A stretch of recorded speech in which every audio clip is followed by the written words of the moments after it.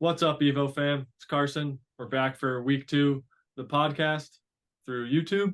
And today we're going to be briefly just going through skills we think that athletes should be focusing on, especially between the 13 and 15-year-old developmental windows. We got myself, Carson, today on the call. Hey guys, Logan. Hey guys, I'm Gary. Owen. Cole. Jeff. Pat. What's up, guys? I'm Andrew. So today I'll let Logan start, and we're going to try to keep it in a discussion format. So just some stuff we think would be good for you guys to all hear. All right, yeah, so today we're just going to talk about, as Carson said, kind of that 13 to 15 age range, maybe even younger, kind of elementary school going into middle school. It's a tough window for training just because most kids are going through puberty at this age, so their bodies are kind of a little all over the place. So the number one thing for me as a strength coach is just learning general movement proficiency and improving athleticism and body awareness. And I think really learning how to sprint properly is also going to be incredibly vital. I think some of the best players that we see come in here are usually just the best athletes. They can be multi-sport athletes, but they just understand where their body is in space, and they have very good proprioception is what we call it. And it just makes our job a lot easier. It makes them understand things a lot easier. So going out and just gamifying a lot of things, playing a lot will really help with that athleticism and that body awareness. But just it also helps in the fact that as these kids start to go into high school, or they start to go lifting with their buddies, that they really have an understanding of what are the right things to do, what are the wrong things to do, how to properly do all that stuff. So those would be the big skills that I would say to hammer home.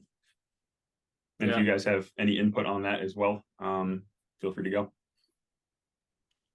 Yeah, I can piggyback on kind of what Logan said.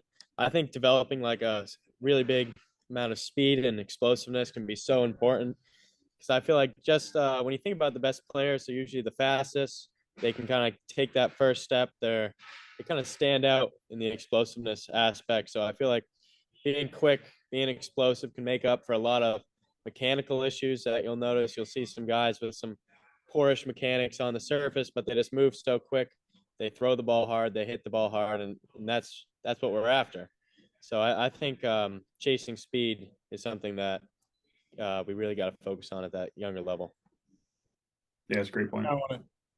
Going off of what Logan and Cole said, I think what I had written down was just the ability to throw from different arm angles.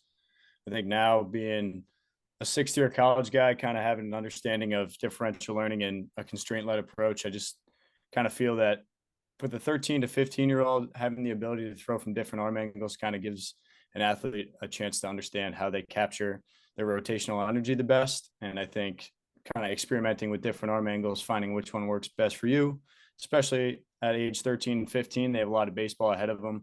They're going to go through a lot of different phases of their career. And I think having an ability to throw from different arm angles can kind of help you get through some of the ruts that an athlete's going to face. I think building off that too, we talk about it a lot, is building an athlete's bandwidth to see how much they can possibly do. And it gives them so much ability then to be able to make adjustments later in their career. I think that's incredibly vital. And it also just shows that I think there's a really big stigma on sidearm, low arm slots, something like that being a risk for injury, which they're obviously not. But like, it can show kids that at a young age, like, don't fear different arm angles. Like, it's going to be okay. You're not going to get hurt from throwing from, submarine or sidearm or whatever it is. It's like, it's actually going to help you a lot. I completely agree. And I think as a skill coach, a lot of times we see kids in this age group that are 14 or 15, and they're really looking for the quick fix to be some kind of mechanical adjustment on the mound or with their swing. And it's sometimes, as a coach, a challenging waters, because like Logan and Cole presented, a lot of times they're missing that like athleticism, that explosiveness, that movement capacity just in general. And so to expect it to be something they're going to do, change, translate to their throw, like on the mound, is really, really probably not going to happen in a short-term window. They're going to have to become better athlete, more explosive, to then be able to make these changes.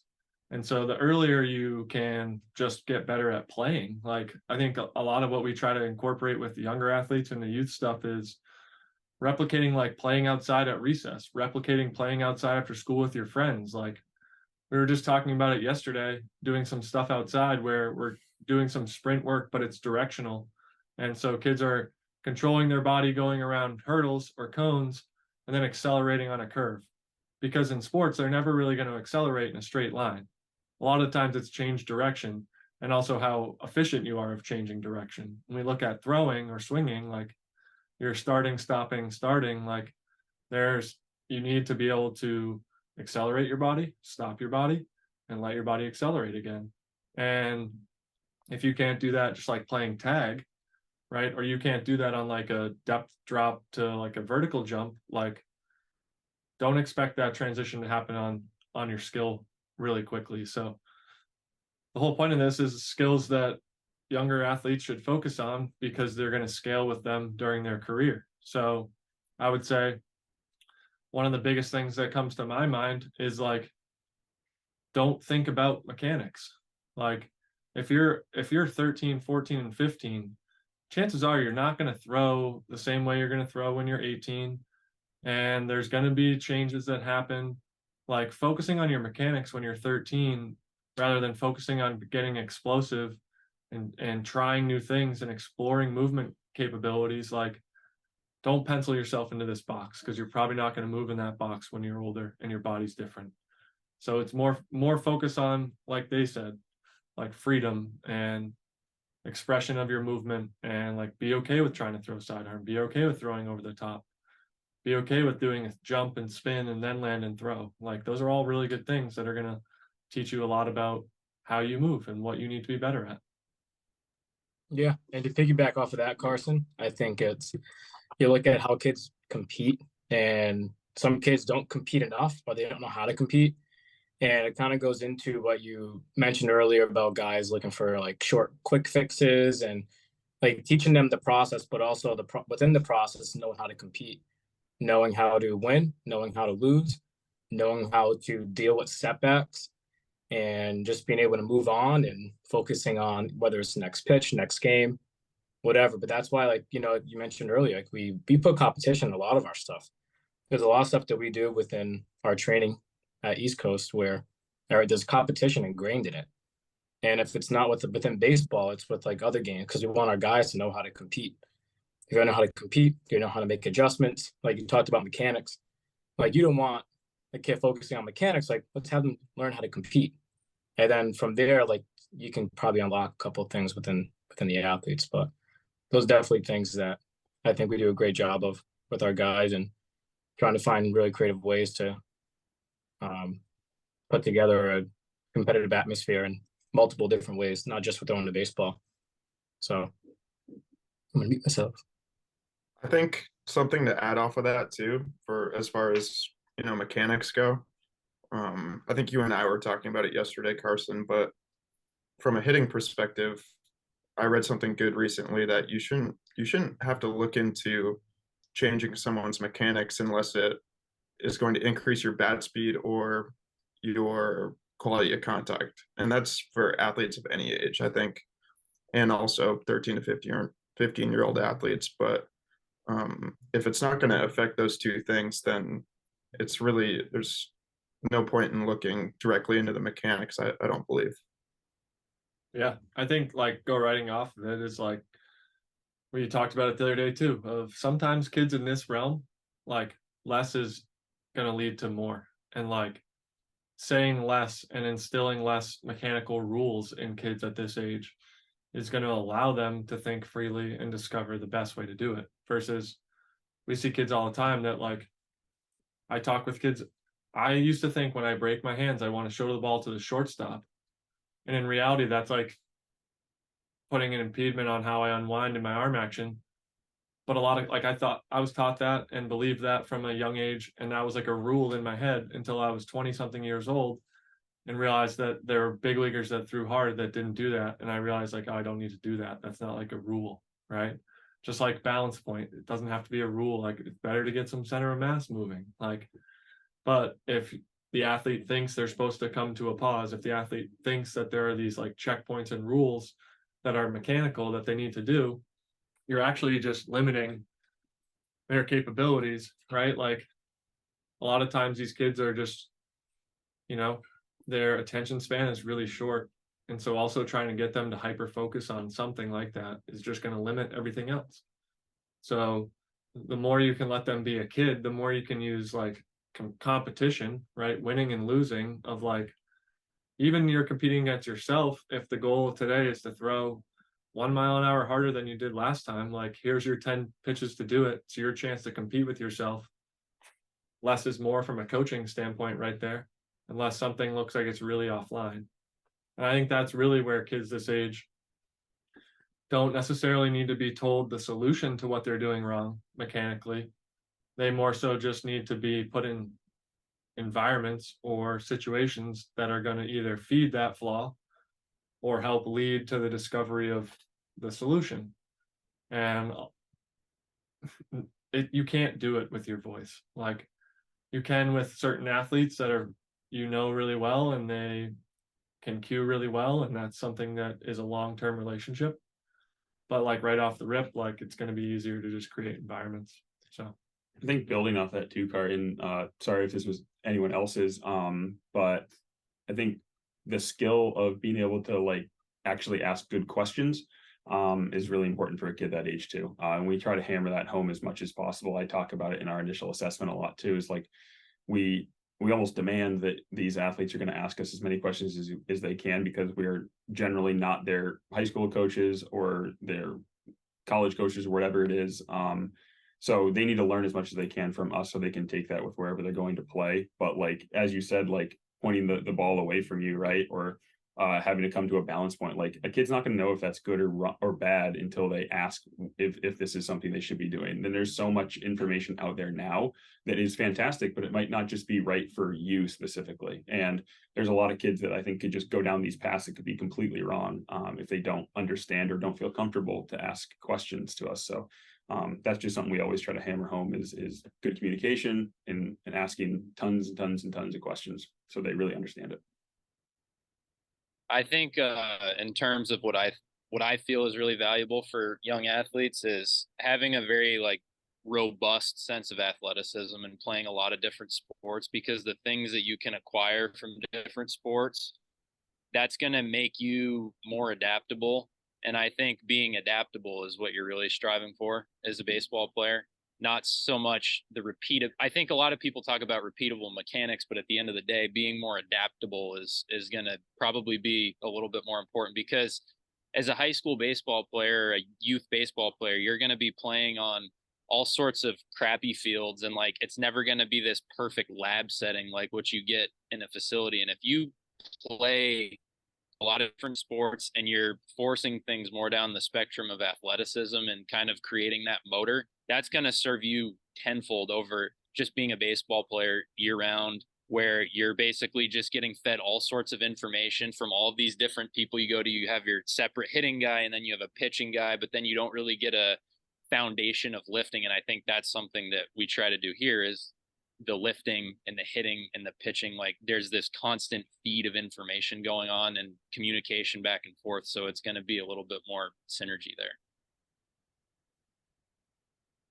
yeah, I completely agree. And I think like a lot of common things we keep going back to, but coach a high school team and a lot of times I'll ask them about what they've been working on hitting wise, what they're trying to feel in their swing, and a lot of stuff that like that early on. And so often I hear them trying to work on something that's probably not even relevant to what they're doing wrong, or maybe they heard someone else trying to do something, and so now in their mind they're like, I'm trying to do that too, but then they're just different from that person, and that solution or that cue or that thought process actually maybe the opposite of what they need.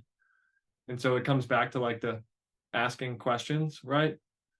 But like when in doubt, just like being a good athlete and just having like confidence in what you're doing and just accepting what the like environment is presenting, and then compete and solve the problem. And like that thought process doesn't involve like thinking about a lot of internal things or thinking about a lot of mechanical things.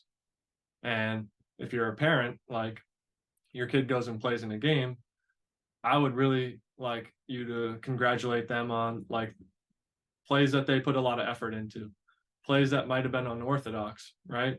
As well as the basic plays, but like encourage them to test their boundaries, right? Like if a kid makes a diving attempt at a ball in the outfield and doesn't catch it, they're one rep closer to now catching that ball.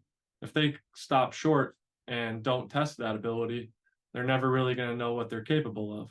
And like, same thing. I preach with kids all the time running the bases. Like, it's totally fine if you run into an out. Like, I get it. You're out. It sucks in the moment. And we're all like short term upset that we got an out. But you're going to now know when you can take extra bases. You're going to know what you're capable of doing. And you're going to feed off of that and get more confident and become better. And these are just like little aspects of the game that have more to do with athleticism than anything else. So I think like I'm going to toss in another thing I think is something that kids should focus on just because I've seen it a lot recently here, which is just like you need if you want to play baseball, especially and not be a pitcher in New England in college, like you need to find a way to get ground ball reps that are real, whether that's a machine inside like we've been doing, use smash factors, bare hand, mini gloves, whatever it is. They just need that repetitive rep of the ball bouncing different ways, putting their feet in different positions to try to field it in different ways. Like you can do that on a field. And the better kids are at catching and throwing a ball where they want to, their baseball career is going to go further. So just said, coach high school baseball, like a lot of wins and losses stem from like the cutoff man dropping the ball before he throws it home. Or a guy fielding a routine ground ball at shortstop and pulling the first baseman off the bag, and now we have an extra guy on base. Whereas like a kid who's playing catch, like if it took me until I was probably 20 years old to really care about playing catch.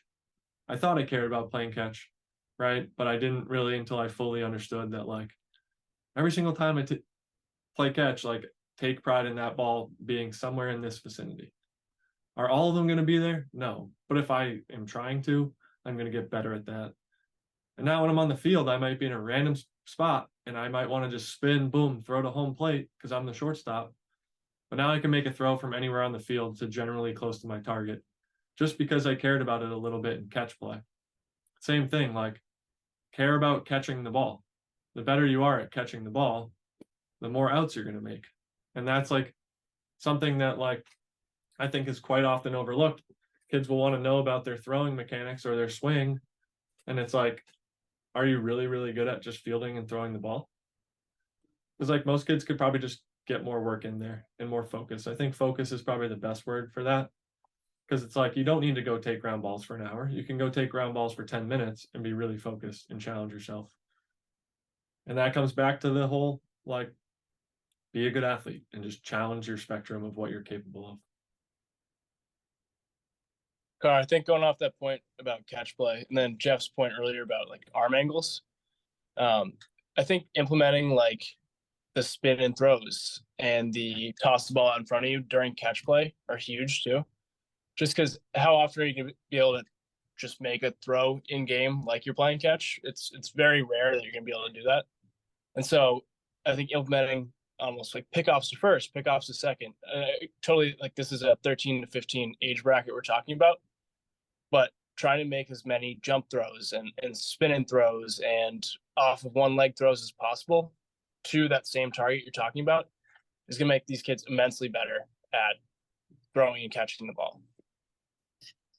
Something I learned from Carson this summer, and he's catching a lot of bullpens, like inside and outside. And he said, if you think me throwing from all these different weird arm angles and getting the ball back into the pitcher's glove doesn't affect the way I command the ball, then you're silly. I think that's 100% true.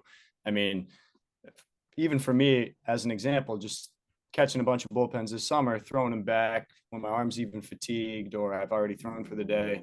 My arm's tired, but I'm still flicking the ball back to the pitcher and I'm throwing it exactly where I want. I think that kind of goes hand in hand with something that Cole and I preach, and that is the best way to get better at throwing is throwing. I think just constant repetition from a million different arm angles and different times of the day, different environments, I think is awesome for developing that age bracket.